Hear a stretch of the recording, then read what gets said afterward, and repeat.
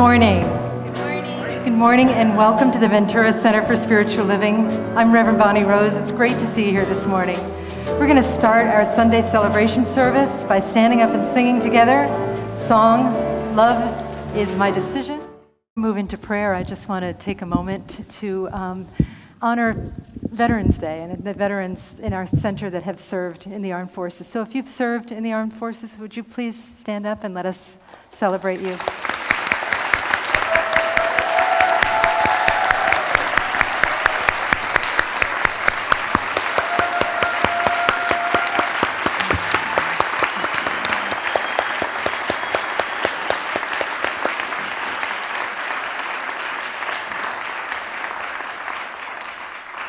Thank you for our life, and we mean that. As we continue to breathe and relax, letting the breath take us to a deep place, a place of solitude in community, where we open our hearts and participate in our sacred reading. Please join me speaking in response to each line of the great prayer of St. Francis. Make me an instrument of your peace. Make me an instrument of your peace. Where there is hatred, let me sow love. Where there is hatred, let me sow love. When there is injury, pardon. Where there is injury, pardon. Where there is doubt, faith. Where there is doubt, faith. Where there is despair, hope. Where there is despair, hope. Where there is darkness, light. Where there is darkness, light. And where there is sadness, joy. And where there is sadness, joy. Grant that I may not so much seek. Grant that I may not so much seek. To be consoled as to console. To be consoled as to console. To be understood as to understand. To be understood as to understand. To be loved as to love. To be loved as to love. For it is in giving that we receive. For it is in giving that we receive. It is in pardoning that we are pardoned. It is in pardoning that we are pardoned. And it is in dying that we are born to eternal life. And it is in that we are born to eternal life. Amen. Amen. We breathe into the spaciousness, we breathe into the words of St. Francis, knowing that it is in dying that we are born to eternal life. And it is not a literal dying, but it is a casting off of that which stands in the way of our full expression of love, of life, of God. Let us fill ourselves with the awareness of Spirit right now. Let us allow it to fill us as we join together in community, singing, I am remembering who I am. Knowing that I am is the name of love, it is the name of God. We sing this song not only for ourselves as individuals, but for the collective here in this congregation. And these words ripple out and bless the entire world and the entire universe. I am remembering who I am. As this beautiful stillness, knowing that it is love. And knowing that it is not limited to this sacred time, but that it is omnipresent and expansive and becomes even greater as we open our eyes. And so now we breathe in deeply together. And then exhale, gently opening our eyes in love with what is, as it is, and so it is. Good job. Good morning.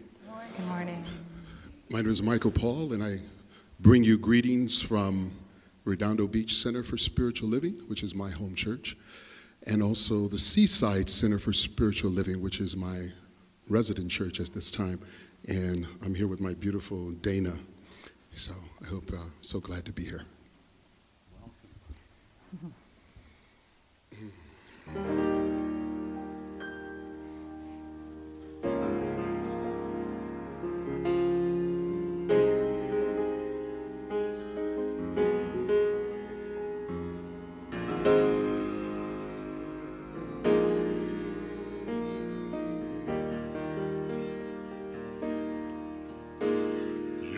amazing,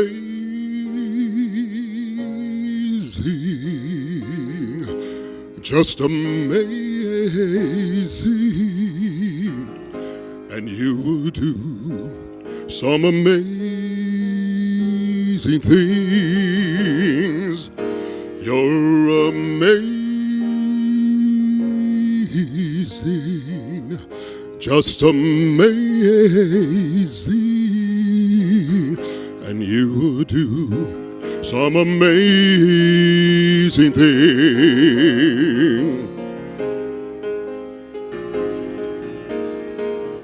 You will do amazing things with the choices each day brings, and with every step you take, that's the progress that you'll make. The reasons are clear. It's in every gift you give. Love your life, love your dreams. You will do some amazing things. Oh, the places you will go and the people you will know. Don't worry when, where, how. You don't need to know that now. You're on the right track. Oh, no need to look ahead nor back. Just enjoy what this day brings. You will do some amazing thing. You don't have to work it out. You just stay in the here and now and let your mind rest for a little while. Sometime deepest answers come when you're out here just having fun. So close your eyes, take a breath, and just smile. Woo! 'Cause you're amazing, just amazing, and you will do some amazing thing. 'Cause you're amazing, just amazing, and you will do some amazing thing. You don't have to work it out. Just stay in the here and now and let your mind rest, let it rave a little while. Sometime deepest answers come when you're out here just having fun. So close your eyes and take a breath and just smile.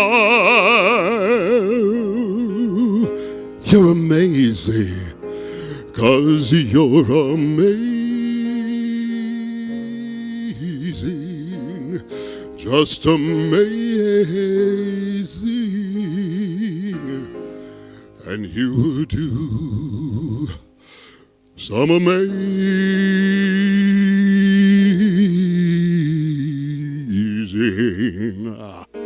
thing.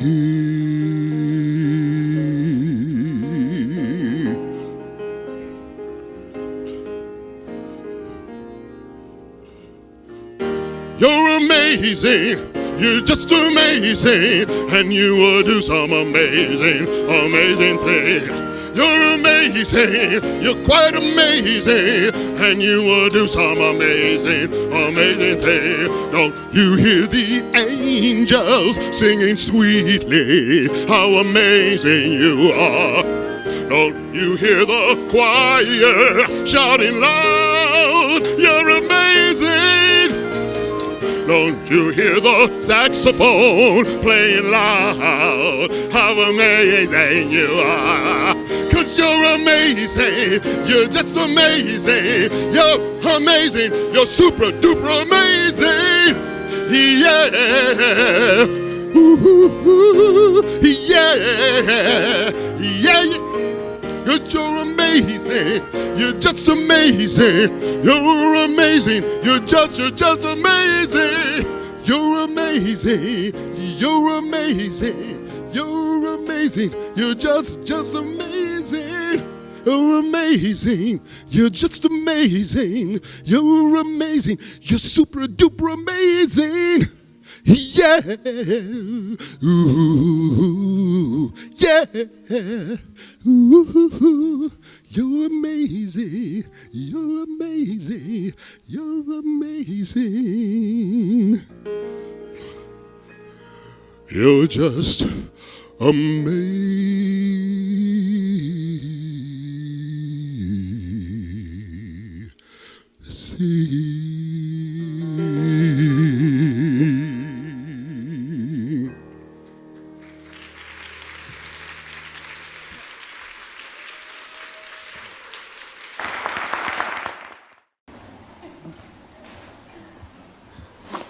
No, you're amazing.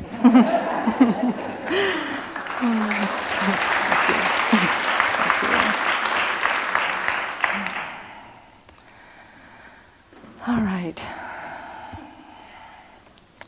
So, good morning, everybody. What a roller coaster week it has been, right?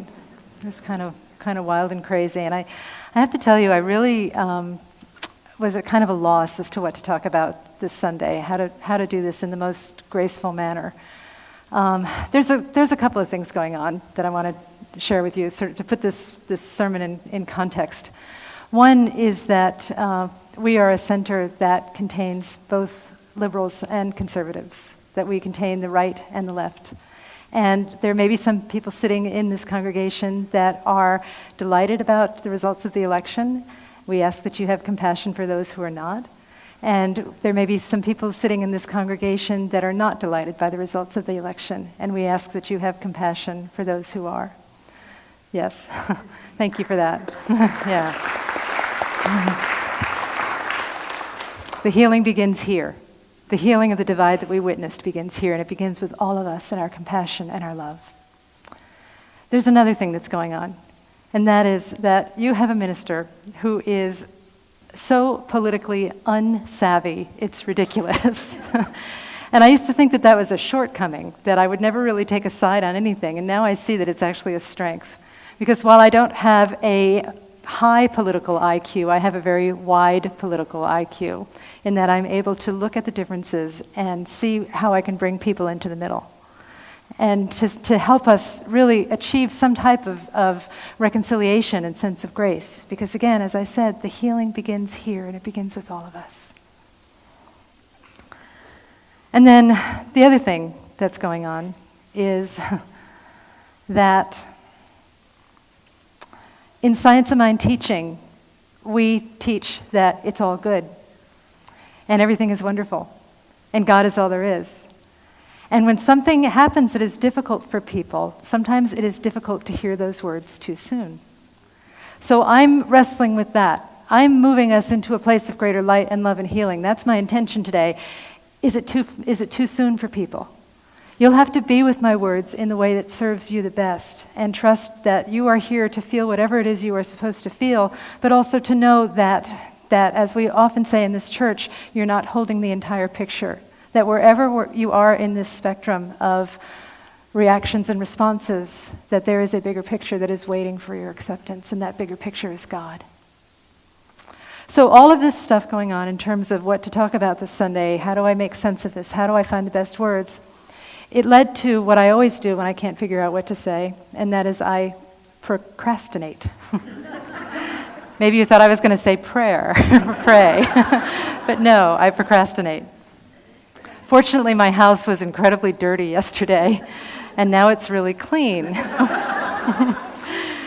Because I moved through a good chunk of the day, moving slowly and mindfully and procrastinating. But I think for me, that's where the Holy Spirit, where the wholeness of spirit does its perfect work, is in the procrastination. A lot of writers who are more experienced than me tell me that procrastination is part of the whole process. And in the midst of my procrastinatory mindful activities, I started getting this unusual sense a sense that I wasn't expecting, which made me think that it really was God speaking to me.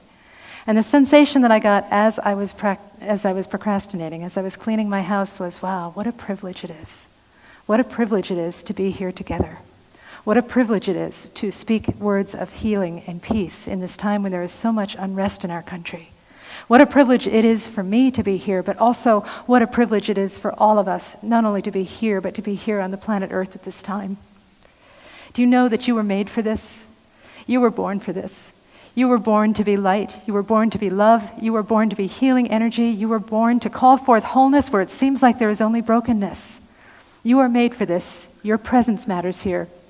And more than that, your music, what you love, what you adore, what you find joy in, what you know to be true, that's your music. Your music not only matters here, it is required here, especially now. The title of this talk, Your Music is Required Here, comes from a true story. It's a story that happened to me, or that I was aware of. It didn't really happen to me, but I was aware of shortly after 9/11.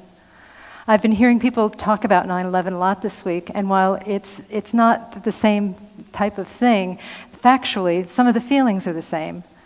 Those who are not delighted with the results of the election are feeling a bit, perhaps, disgruntled and despairing even, and cast aside, and feeling like they don't know what's going to happen next because this was such an anomaly situation that happened. It's really unusual.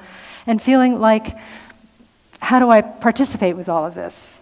There's a lot of fear circulating around. Can you feel it?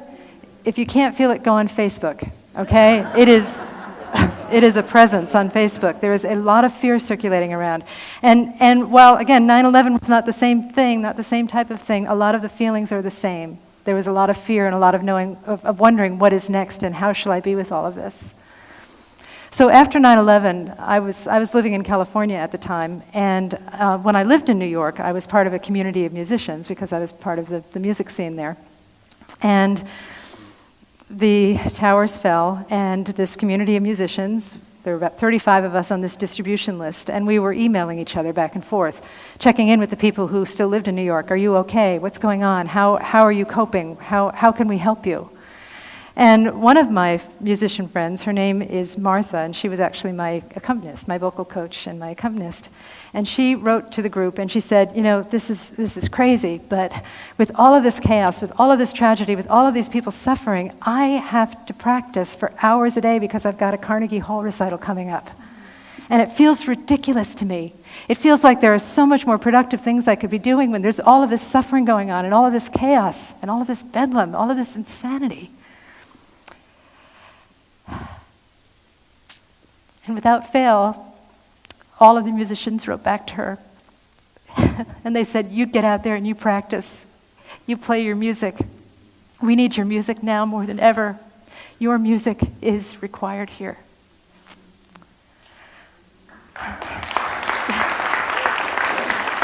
Thank you. But it gets better. One of the musicians that wrote back, her response to me was a real standout, and she really is the reason for this talk. I believe her name was Jill, and she was a nurse. And she, for much of her career, she had been a nurse for about 10 years, but she had this desire in her heart to become a singer. She wanted to learn how to sing. And she tried to talk herself out of it. You ever done that? You have this great desire in your heart of something that you dream about, and then you try and talk yourself out of it. She tried so hard to talk herself out of it, mostly because it was costly, because it would be costly in terms of time, because really, what would it lead to? It really wouldn't lead to anything. She was too old to have a career, but she still really, really, really wanted to learn how to sing.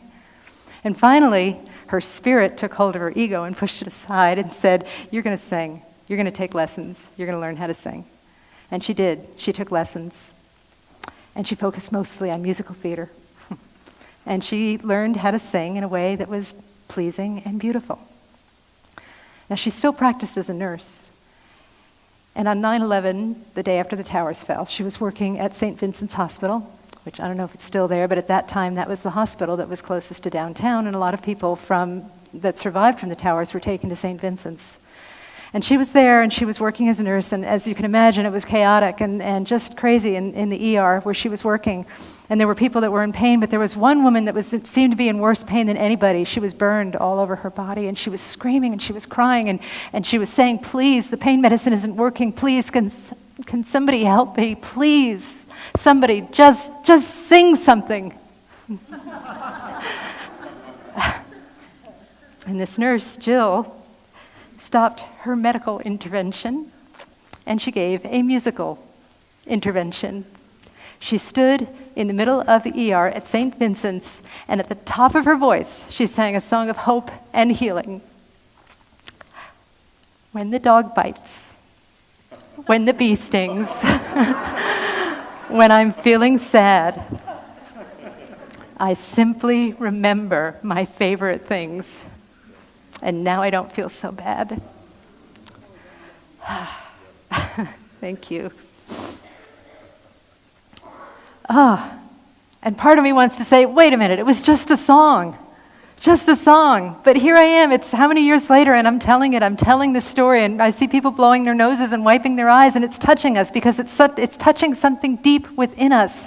Something within us that longs to sing, and that thing within us that knows that in times of struggle, our music is required here. The key is to know what your music is, what your song is, and how you are going to sing it. I have a few suggestions. Of course, you will have to do the inner work to figure out exactly what your role is in all of this and how you are to sing your song of love and healing and wholeness. But I do have, as I said, a few thoughts. In preparation for this talk, because as I said, I am not politically savvy, I did a lot of reading. And I did a lot of reading on all sides of every issue. And I have noticed in all of my reading that people can debate about anything. And they do. They do. It's one thing to know you can debate about anything, but do you have to do it all the time? They do. It's just amazing. But one of the things that I read, because as I said, I read all over the place, all kinds of articles about the election and you know what happened and the whys and just all kinds of things. I read Bernie Sanders' statement about the election, and you know if anybody had reason to be bitter, it might have been Bernie Sanders, who lost the primary and then his party lost the election. And what he said was that he felt that Donald Trump won because there was a whole class of people that had been largely ignored, that were feeling disgruntled, and they were willing to overlook some of the craziness just because they were so desperate. They were so desperate. And his response to that, and I'm paraphrasing here, his response to that was, as long as Donald Trump is willing to help families, working class families, have a better life, I will support him. And on the other hand, if he does things that are oppositional, things along racism or opposing the environment or what have you, I will oppose him. Now that's the context within the rest of this, which this portion about singing our music is. We have to know where we support and where we oppose, because both are viable and both are valid. And we have to know that our opinion is only our opinion, and it is wise and noble and right to seek the other opinion and to listen to it with an open heart and an open mind. So one of the sounds of music that I want to hear a lot of in the coming weeks, days, years, months, whatever it is, I'd like to hear the sound of silence. Silence in a good way. My sister Carol is a pianist, and as I've watched her grow over the years, she's been playing since she was 5, and now she's older than I, which means she's at least 40. No, I'm not shy about my age, but you know, I've watched her grow over the years, and one of the things that I've noticed as her playing has matured is that she is not afraid of silence. Man, she'll play something that a lot of people know, something like Debussy's Clair de Lune, and she makes you wait for every note. And it's awesome. You're like, play it, play it, play it, with anticipation. But she makes you wait for it, and it's incredible. And so I wonder if that's a metaphor for us, that the silence can be beautiful, that we don't have to necessarily jump into the fray and react, but we can wait. We can wait and breathe and listen. The other silence that I want to hear a lot of is listening. Listening to our own hearts, listening to what is authentic for us, waiting to speak, but listening first, and listening to the opinions and the voices of others. The willingness to be still and know that there is a great wholeness that contains all opinions, that contains all voices. Our silence looks like waiting to react and listening. And again, back to that song about the story about the nurse, you say, but it's just listening, it's just waiting. How can that help? Well, great things have been born out of listening and waiting. You know, the peace pole that we have in the front lawn of the church, and if you haven't seen our peace pole, you've probably seen others. It's a pole that has a beautiful prayer on it, "Let peace prevail on earth," in English and many other languages as well. And that started as a result of Hiroshima and Nagasaki. There was a gentleman who was so distressed, he was Japanese, distressed by what had happened to his country, that he went into prayer and meditation, and he was a wise sensei, a wise teacher, master, that a lot of people went to and for counseling and advice, and they said that we're struggling, we're suffering, our lives are devastated, what should we do? And part of his advice was to say, okay, yes, pray for yourself, pray for your life to be put back together again, but also pray for the world as a whole, because the world needs your prayers, right? And so we had this idea years later, almost 10 years later, after lots of prayer and meditation, that one of the most perfect prayers was, "Let peace prevail on earth," because it is inclusive. It doesn't exclude anybody. It doesn't exclude people of various races or religions or orientations. It does not exclude the animals. It does not exclude the rocks or the oceans. Peace can encompass everybody. So "let peace prevail on earth" was the prayer that he discerned from his inner wisdom. And then one of his proteges took the idea and turned it into the peace poles, and now there are at least 100,000 peace poles in the world. They don't document all of them because you don't have to register to get them, so there's probably at least 3 times that amount. They are all over the world, and they are in almost every country. So that came out of the silence, that came out of the stillness, and it's wise for us to consider that we are so busy reacting and so busy stating our opinions versus listening that perhaps great things can come out of our stillness too. We cannot underestimate the power of stillness and the power of silence, the music of silence.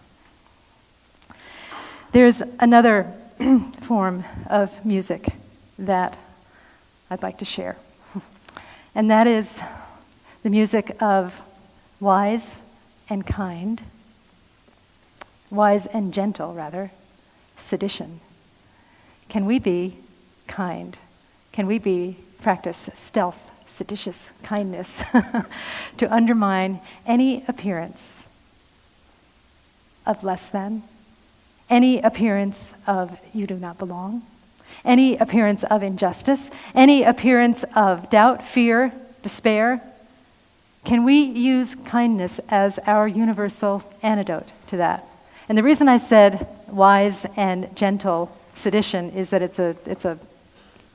I ripped off the Bible because Jesus said, that we have to be wise as serpents and gentle as doves, right? Some people get confused about that. They're like, well, what do I accept? If I accept, does it mean I just sit back and turn away from something that feels like it's not justice? No, we are wise as serpents and gentle as doves. But what I'm advocating for us, that we all have to do our own work in terms of what it is we are called to do in terms of gently pushing back, or not gently pushing back, assertively pushing back. But what I'm asking for here from all of us is a preemptive strike of kindness. There is a lot of kindness in the world. Sadly, the news does not report on kindness, hardly ever. There is so much good, even in the past year, with all of this craziness that's been going on in our country. Behind the scenes, there is so much good going on, but the news will not pick up on that because it doesn't sell. If it doesn't bleed, it doesn't lead, right? You've heard that expression, if it bleeds, it leads, is really how it is.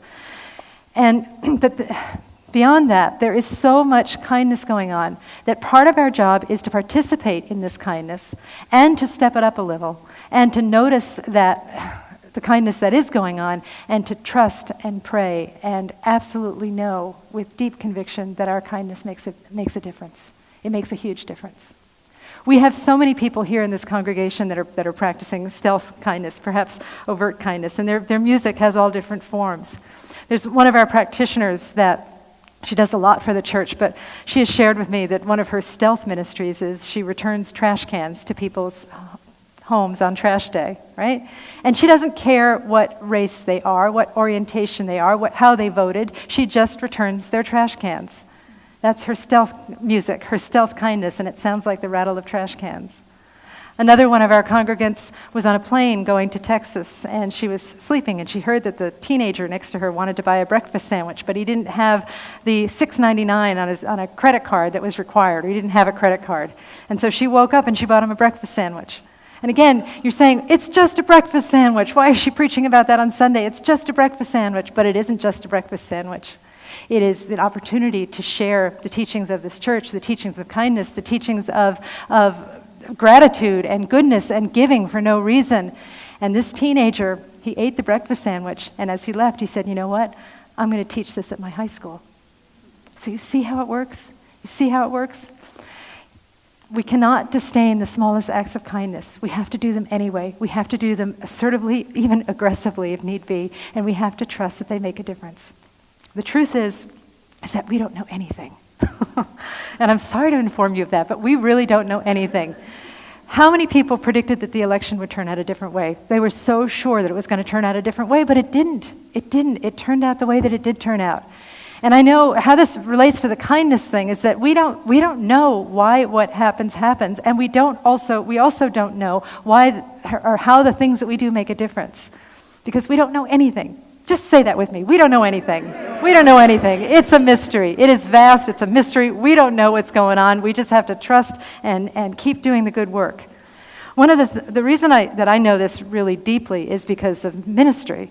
You know, one of the things in ministry is that you're always trying to do the right thing, as everybody is. Everybody has a ministry, and everybody's trying to do the right thing. And you know, it gets a little grandiose in ministry sometimes. You know that you're going to show up in a situation and you're going to save the day by your wise and powerful words. And I had that situation with somebody. I had been a minister for like 2 minutes, and I had somebody in my former church, his mother attempted suicide, and he asked me to come to the hospital and be with the family. And I was all like, okay, I'm a minister. I'm going to get in there, and I'm going to do what I do. I'm going to make it all right. I'm going to save the day with my wisdom and my words. How egotistical, you know? And thank God for God. I just started praying, make me an instrument, make me an instrument, make me an instrument of thy peace, make me an instrument of thy peace. And what I ended up doing while I was there was I sat with this man's partner, his husband, and we talked about opera. We talked about opera because that's what was required. That's what was required. The family was off dealing with the mother who had tried to kill herself. I was there talking to the partner about opera. But how brilliant is God? How brilliant is God to send a minister who used to be an opera singer to the bedside of someone whose son-in-law wanted to talk about opera at that time. There is stuff like that happening all over the world. We just have to cultivate the eyes to see it and the wisdom to trust it. Another way, another sound of music that we can participate in is the sound of safety pins. Safety pins. I'm wearing a safety pin today. And you know that there is controversy even around that. There are people that say, oh, the safety pin is not a good thing. It's like being against something, or it's like, yeah, thanks a lot for the safety pin. My life is crap right now. Thanks for wearing a safety pin. Those are the objections that I've heard about it. But the reason that I'm wearing a safety pin, and you may not know this story, but basically the safety pin is to say, I am a safe place. I am a safe place for people who are different than me. I am a safe place for people who are a different race than I am. Thank you. I am a safe place for people of all faiths. I am a safe place for people of all orientations, all sexual orientations. I am a safe place for children. I am a safe place for the elderly. I am a safe place for Republicans. I am a safe place for Democrats. I am a safe place for all beings because I am willing to be that safe place. That's why I'm wearing my safety pin. It is not against anything. It is for being a safe place. It is for the music of listening. It is for the power of showing up and invoking wholeness wherever we are, because we can do it. We can do it. Like I said, you were made for this. You were made for this. If you are here today, you were made for this. The last piece of music that I want to share with you is the sound of faith. The sound of faith. I believe in God. I call God love sometimes. I call God absolutely sexy reality.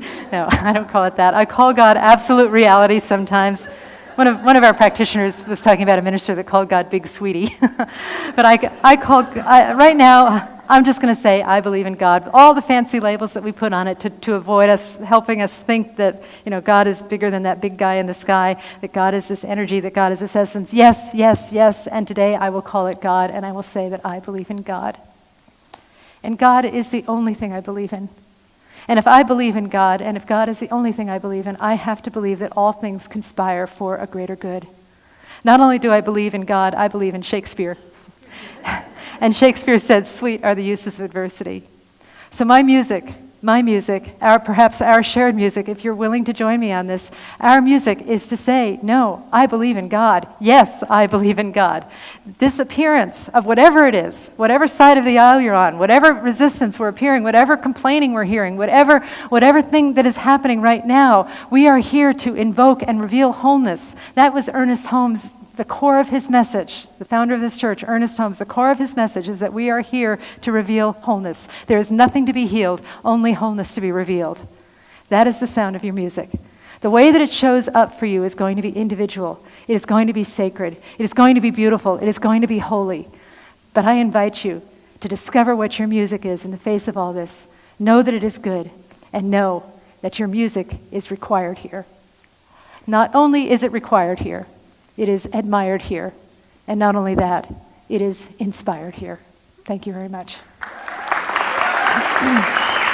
you.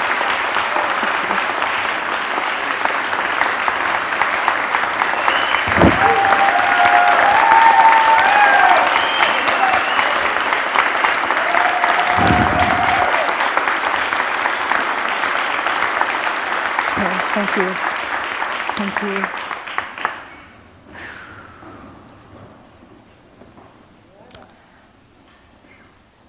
Thank you for understanding. I really, really appreciate that. I really feel like we can make a big difference. In service of this difference, by the way, I have baskets of safety pins. There's some at the door over there. There's some in Stanley's Hall. The interesting thing about buying safety pins yesterday was I went to a lot of places, and I just told you the purpose of the safety pins. I went to like 3 places, and they were out of safety pins. Right? So we have them of all different sizes, and we have like 800 of them. And when I look at those baskets at the end of the day, or when I come back on Wednesday, I would like to see those baskets empty. That's an invitation for you to take a lot of safety pins. Take one for every outfit if you need it. Take one to pass out to all of your friends. Take one to give to strangers on the street. Take one to leave in the tip jar. Well, maybe not that.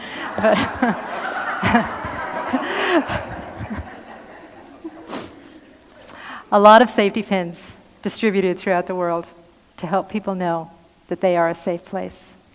Let's know that now, and let us pray. Together we turn within and recognize the divine truth that there truly is only one life. That life is God's life. That life is perfect wholeness. And that life is our life right here and right now. And so I rest in that life. I connect with that life. And I let that life and my connection with it guide me into the greater yet to be. I know that I am showing up here, all of us, singing our song. I know that we are here to let our music be shared, whatever that looks like. That we are called to go into the silence to discover our authentic song, to discover our true music, and to allow that to fill our hearts with its love, with its kindness, with its goodness, and then to share it with the world in whatever way that we are uniquely inspired.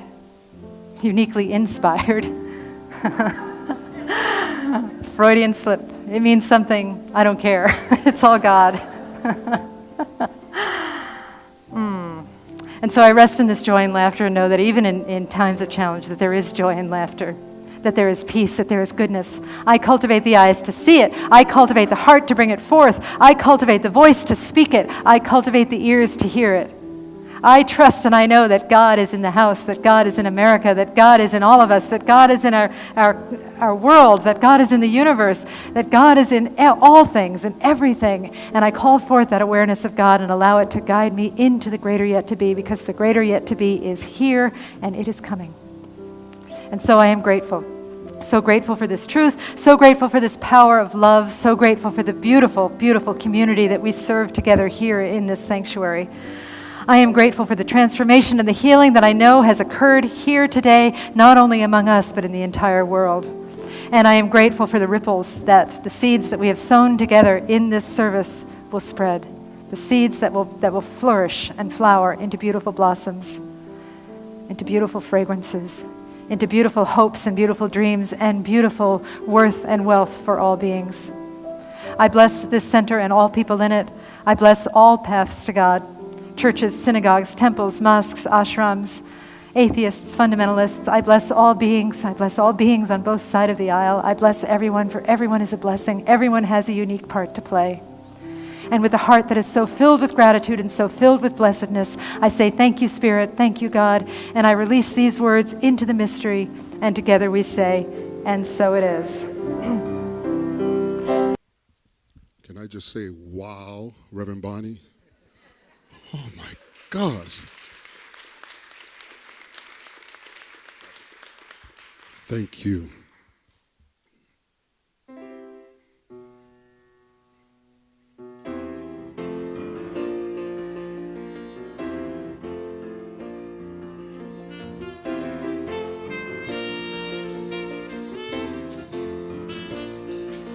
There's a power within, a voice that changed your life.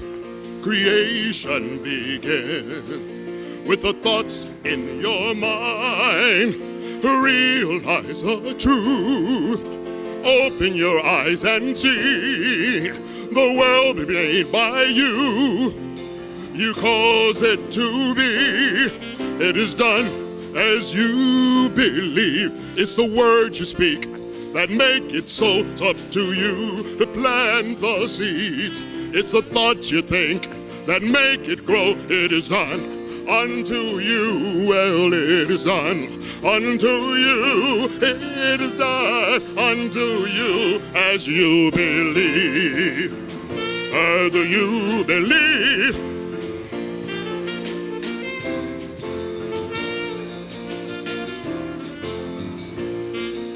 Hold the vision of your desire. You don't have to figure out how. Your actions will inspire. You just have to stay in the now. Your vibration draws to you. When you focus on expand, your dreams can all come true. For the power's in your hand. It is done as you believe. It's the words you speak that make it so. It's up to you to plant the seeds. It's the thoughts you think that make it grow. It is done unto you. It is done unto you. It is done unto you as you believe. As you believe. Whoa, whoa.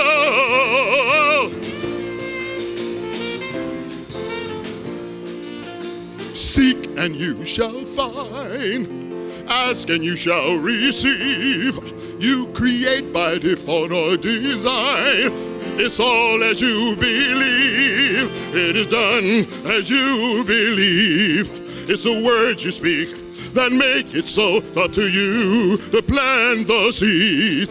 It's the thoughts you think that make it grow. It is done unto you. Well, it is done unto you. It is done unto you as you believe. As you believe. What do you believe? 'Cause it's done to you. I said, seek and you shall find. Ask and you shall receive. You create by default or design. It's all as you believe. It is done as you believe. It's the words you speak that make it so. It's up to you to plant the seed. It's the thoughts you think that make it grow. It is done unto you. Well, it is done unto you. It is done unto you as you believe. What do you believe? 'Cause it's done to you? Oh, it's done to you. Do you believe that you are a child of the universe? Do you? What do you believe? I said, seek and you shall find. Open the door and it shall be open unto you. What do you believe? What do you believe? I said, what? Yeah. What? I said, what? What do? What do? What do you? What do you believe?